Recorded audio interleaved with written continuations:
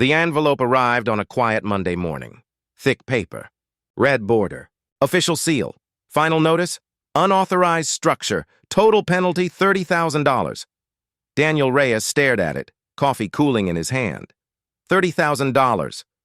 For what? A small cedar cabin he'd built on land deeded to his family in 1948, land that had never been part of the Pine Hollow Estates HOA, he called the HOA. Left messages. No reply. Then he drove. To the lodge, only to find the gates locked. Guards blocking entry. You're suspended, one said. No access until paid. Daniel stood there, frozen. But what they didn't know, what no board member had ever checked, was that not only was his cabin outside their jurisdiction, he also held a county conservation easement that gave him authority over their water supply line. And if they thought $30K was a lot, they hadn't seen what he was about to do. Daniel Reyes wasn't trying to hide. He was just living where the rules didn't apply. A retired civil engineer in his late 50s, he'd inherited 5 acres of forested land nestled in the hills above Pine Hollow Valley, a place his grandfather bought in 1948, long before any HOA existed. On it, he built a modest cedar cabin, solar-powered, off-grid, peaceful. No roads led directly to it. No HOA signs, just a dirt path and the sound of wind through the pines. It was outside the official HOA boundary, clearly marked on county maps. But Meredith Vance, the HOA president, didn't like outsiders building near her community. She wore blazers on weekends, carried a clipboard like a weapon, and ruled the association with an iron grip. At the annual meeting, she announced new fines. $1,000 per day for unapproved structures within visual range of the community. Daniel raised his hand during the public comment session. My cabin is 1.2 miles from your nearest home and outside your jurisdiction. We enforce standards for community aesthetics, Meredith said. That's not your land. It's ours by sightline, she replied. That night, Daniel received his first notice. Unauthorized cabin removal required within 30 days or face $500 daily fine. He called the HOA office. Straight. To voicemail. He sent an email with the 1948 deed and county boundary map. No response. Then came the drone. It hovered over his property every afternoon, recording his movements, scanning for violations. Footage was posted in the HOA group. Look at the illegal shack up the hill. Daniel didn't rage. He documented photos, videos, letters, and he waited, because he knew something the HOA didn't. His land wasn't just outside their control, it sat atop a protected watershed corridor, one that fed the spring supplying 70% of the HOA's drinking water. And under state law, he had legal oversight. He wasn't just a neighbor. He was the gatekeeper of their survival. And if Meredith wanted war, she had no idea who she was fighting. 2 weeks later, a second letter arrived. Final assessment, $30,000. Failure to comply with removal order. Daniel stood at his porch, staring at the red-stamped notice. This wasn't a fine.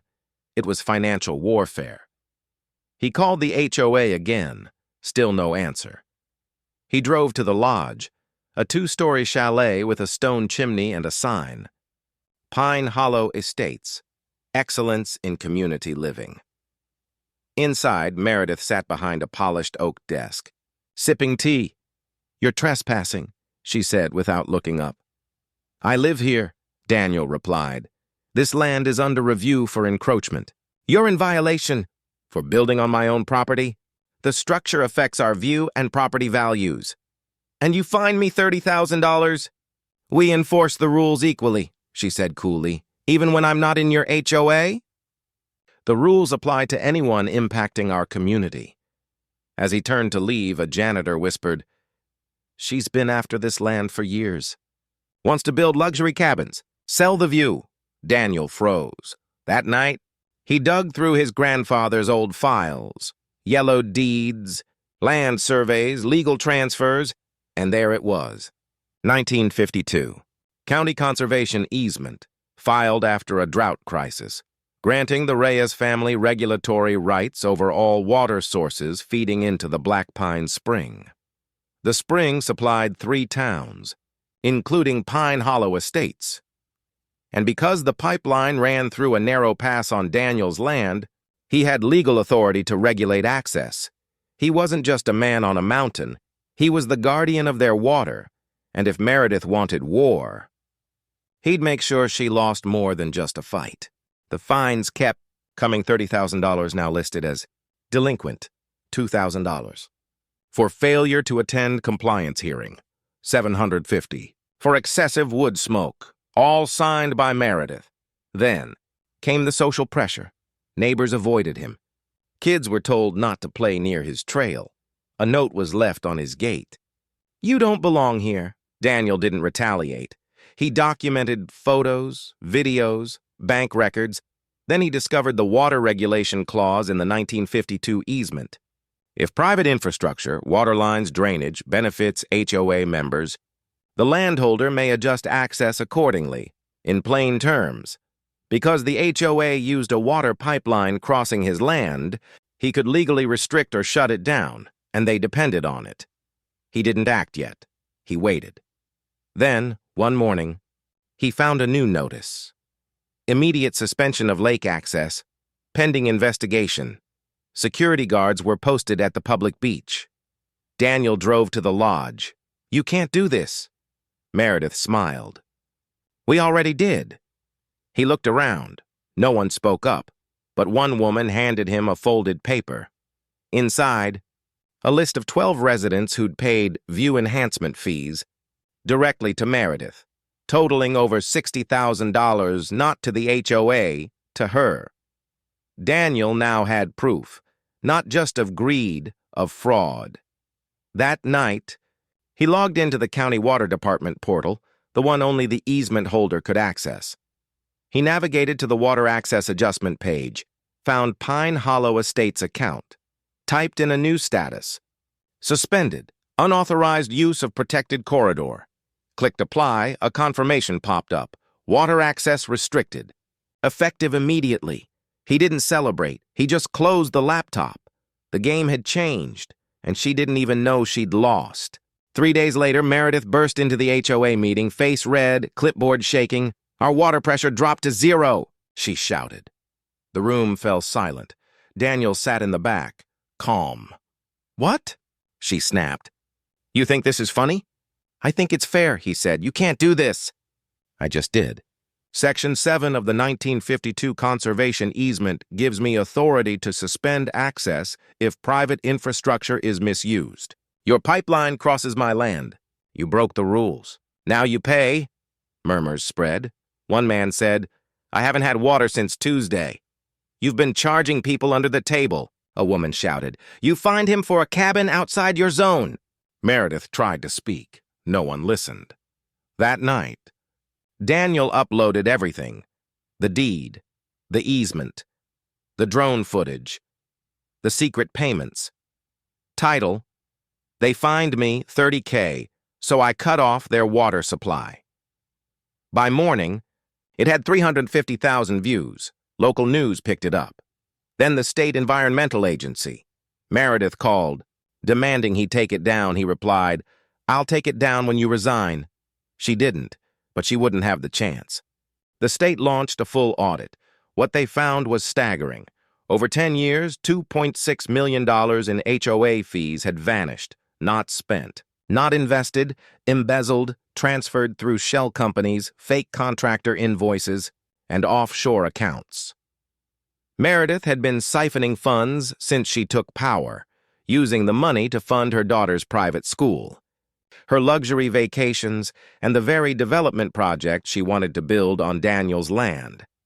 Photos surfaced, her at a villa in Costa Rica, her son driving a Porsche paid for by aesthetic maintenance fees. Worse, she'd falsified safety reports, claiming the cabin was a fire hazard to justify seizing. Daniel handed over his footage, the secret, meetings, the drone, the list of under-the-table payments. It was all there, the county engineer confirmed. The cabin was safe, one of the best documented. in the region. Daniel hadn't just defended his home. He'd exposed a multi-million-dollar fraud that had bled an entire community dry. Neighbors who once ignored him now left notes on his porch. "Thank you.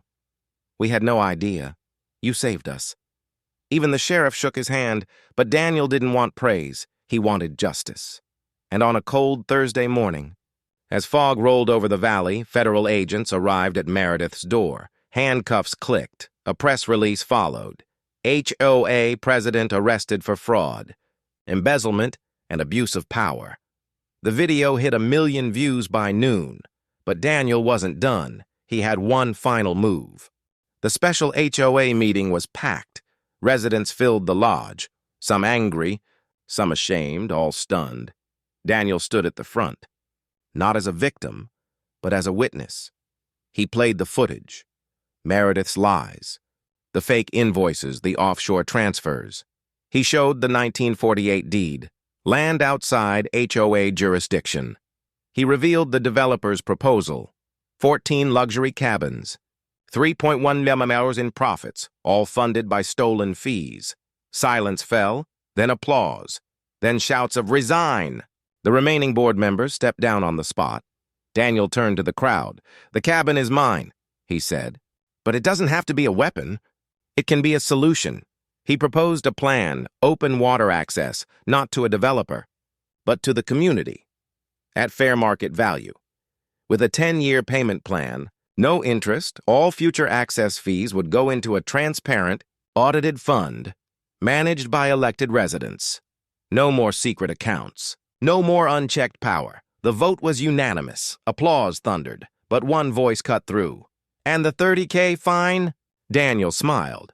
"It's void." The next morning, he removed the "No Trespassing" sign. He installed a new one. "Welcome to Black Pine. Live with respect." Below it, a smaller plaque, in memory of Grandpa Luis, who loved this land most. The community began rebuilding trust. New bylaws were drafted. An oversight committee formed. And for the first time in years, the lodge hosted a potluck, not out of obligation, but out of unity. Daniel didn't speak. He just sat by the fire watching the stars, finally at peace. 1 year later, the water agreement was official. A transparent board managed the funds. No more Meredith. No more fear. Daniel didn't become a leader. He became a guardian. He reopened his grandfather's small nursery, Reyes Mountain Plants, selling native flowers, herbs and seedlings. Kids called him Mr. Daniel. Elders thanked him. He even hosted a summer hike day, families exploring trails, music playing, fireflies dancing. Meredith was sentenced to 4 years in federal prison, no parole. At her hearing, she said, "I was doing what I thought was best." The judge replied, "Best for whom?" Daniel never gloated, but when a reporter asked, "Was it worth it?" he looked at the trees, the sky, the stars above. "Yes," he said. It was about more than land. It was about truth. Now, when new residents arrive, they're told 2 things. 1, respect the rules. 2, never underestimate the quiet man with the deed. And every spring, on the anniversary of the water shutdown, the community gathers, not for protest, not for power, for peace, for justice, for the man who held the land and gave it back.